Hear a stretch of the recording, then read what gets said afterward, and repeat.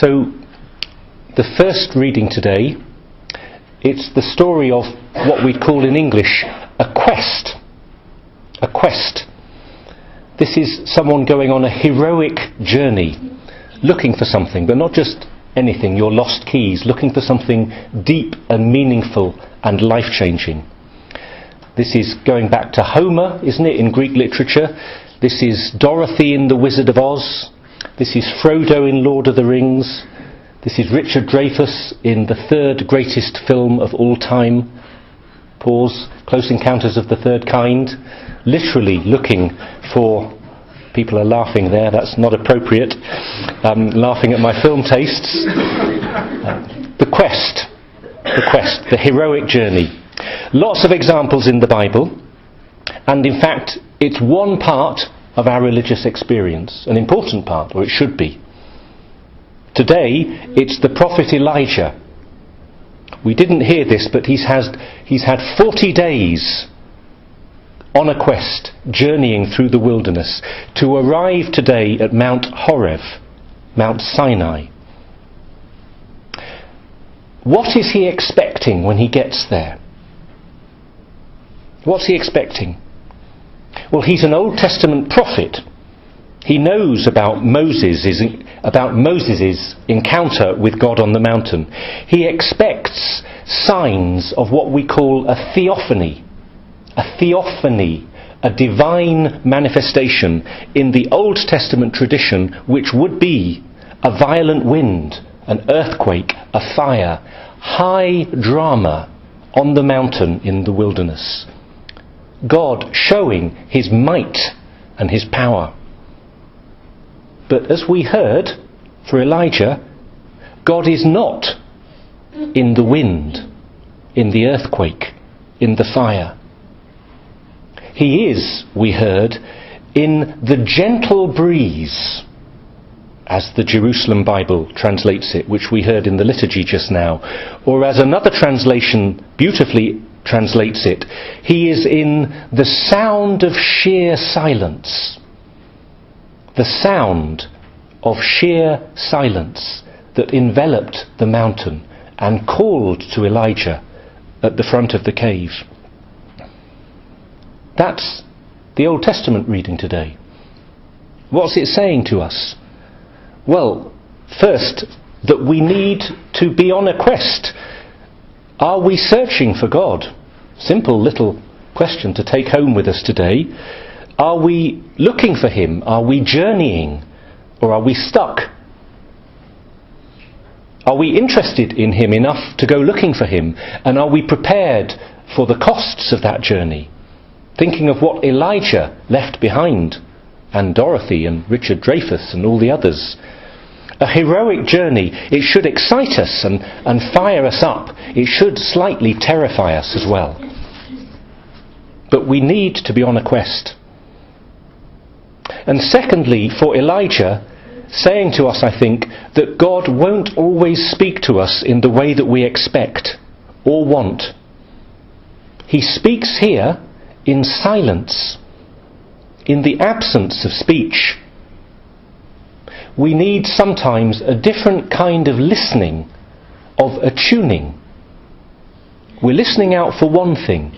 You know when you're in a room and there's 20 people speaking and you can focus on one voice, can't you? It's incredible, the human mind. And you kind of screen out the others. But what if we're listening to the wrong voice and we need to retune, fine-tune? We do need a deeper discernment and listening, like Elijah had to learn. In the spiritual tradition, this is often called recollection. I remember my spiritual director saying to me, when I was a new priest, talking to him about the experience of hearing confessions, not the confessions themselves, but the experience of it, and Father James saying to me, Stephen, you need to listen to people with a third ear. You need to listen with a third ear. Not just the sounds or the words or what's going in to your ears left and right, but what is their heart saying? And what is your heart hearing their heart say? And that's true for God as much as for other people. So, quest. We need to be heroes. We need to be on a heroic quest. Okay. The Gospel reading, however, big however, is about non-heroes who are not on a quest. It's about the disciples, Peter at the head, stuck on a boat in a terrible storm. They are not at all interested in the spiritual journey. They just want to survive. They're frightened. Their lives have become very narrow. There's no heroism here. Do you see why this is pretty good for us? Because often we don't feel like Frodo or Elijah. We just feel rubbish or boring. Yeah. The non-quest, non-heroic spiritual life. That's what the Gospel's about, and it's important for that reason.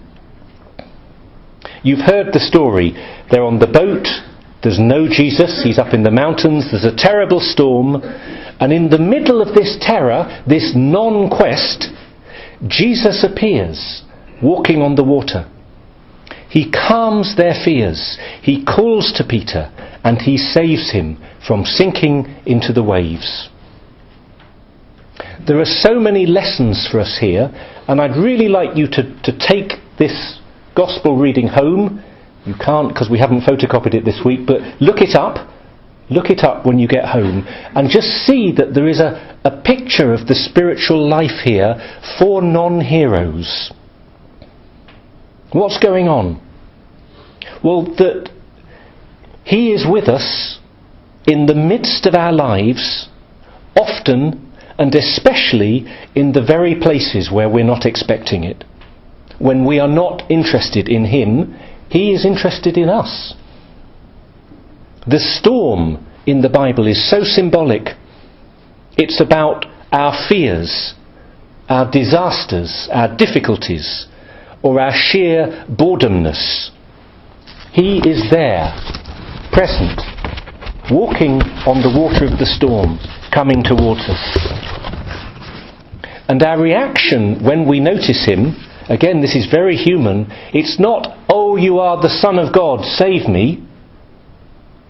Peter's reaction at the beginning is just fear. They're afraid because of the storm, and now they're afraid because Jesus has turned up. He's only made it worse. It's common. It's what I said last week, isn't it? About the awe, the awesomeness, the awe-inspiringness that happens when we come face to face with the divine. It attracts us, but it unsettles us as well. Peter's reaction to this, when he's taken it in and calmed down a little bit, it is utterly typical Peter. From the heart, he says, "Tell me to come to you across the water." And notice, he's not just saying, "Lord, I want to be with you." That's very holy. He's saying, "Lord, I'd quite like to do what you're doing as well." Yes? I'd like some of that. This is very interesting. I've not seen anyone walk on the water before. I can come and be with you, but maybe I could walk on the water as well on the way. It's a wonderful mixture, typical of Peter, of impulsiveness, arrogance, pride, excitement, curiosity, love. But the heart of his desire actually is something very holy. It's the desire to be with Jesus and to be like Jesus. That's pretty much Christianity, isn't it? To be with Jesus, and even that slightly ambiguous, prideful desire to walk on the water, it's a desire to be like Jesus. To do what he's doing, to be amazed at what he does and think, maybe I could do this as well. That's a holy desire. The number of times Jesus called people to follow him. Yes, to take up his cross, but to do what he does. Because that's our vocation as Christians, partly. So that's something to notice and learn from. Do we have those holy desires? And then Jesus responds, yes, come to me. Step out, even in the storm. You see, step out even in the storm. Peter doesn't wait for the perfect time. He just does it. How often have you noticed something good that you could do? Or had a holy inspiration from the Holy Spirit, a little nudge. What about this? What about that? Had you thought of this? Maybe you could do this. Maybe you should do this. And we know it's good, but we think, oh, it's not quite the right time. Yeah. The circumstances are not quite perfect for me to do this good thing yet. I'm not perfect. The situation isn't quite right. The fact that things are not perfect shouldn't stop us doing good things. That's the simple message from Peter stepping out. It's better to do good things imperfectly than not do them all. That phrase I quote about once every 3 months in sermons, yes? The perfect is the enemy of the good. The perfect is the enemy of the good. And because Peter knows that, he walks out, he succeeds, he panics, he doubts, he fails. He starts thinking, it's okay to fail. This is not management consultant, self-improvement, bookshop stuff. This is the Bible. It is okay to fail, because in the middle of that failure, Peter says for the first time, actually it's taken a long time, Lord save me. And Jesus reaches out his hand and takes Peter by the hand. The deepest call of faith from Peter and the closest intimacy with Jesus, the hand, reaching out to touch the hand, it comes in the middle of failure. Isn't that interesting? And for us not to be overwhelmed by our difficulties and failures, because it's just then that we're tempted to think, oh, God has abandoned me. He doesn't know what he's doing. Is he really there? And there's this very common paradox in the scriptures and in the spiritual life, that it's in the middle of the failure, of Elijah's silence on the mountain, of Peter sinking, he's messed up, it's right then that he can honestly say, Lord save me, and Jesus can reach out to help him. Beautiful story. Jesus coming to us in the middle of the storm, and us coming to be with him, to be like him, even in our weakness and difficulties. I'll just give you one little sweet example of this, just because it was last night. So I went to Night Fever down at St Patrick's, Soho. You know, this is when they open the church on a Saturday night. It's Soho, it's clubland, it's theatre land. No one's very interested in religion at that time, but the church is open and people are out on the streets carrying lanterns. It's beautiful, in the darkness, inviting people simply to come into the church and look around, and if they want, to light a candle. That's it. No pressure, no heavy evangelization, but just come in and experience the beauty of the church and the holiness of that place, and, perhaps unknown to them, the holiness of Jesus present there in the Blessed Sacrament. So, do you see, it's a bit like it's the presence of Jesus in the storm of the modern world, the storm of central London, when people are not expecting to meet him. So that itself, I think, is a nice little icon of the gospel, just coincidentally. But the little anecdote is this.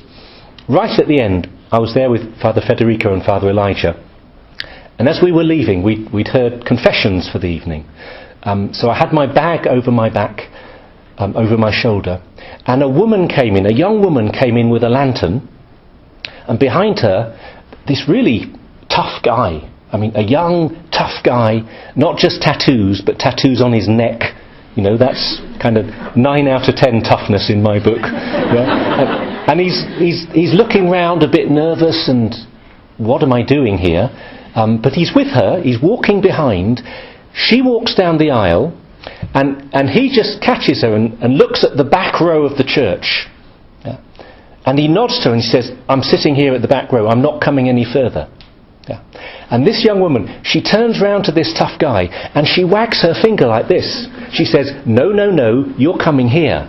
And she points to the front of the church. And he's not used to being spoken like this, I think. And he just pauses for a minute and he walks down the aisle and he follows her. That's it. That's the story. But do you see how sweet it is, how funny, but how profound?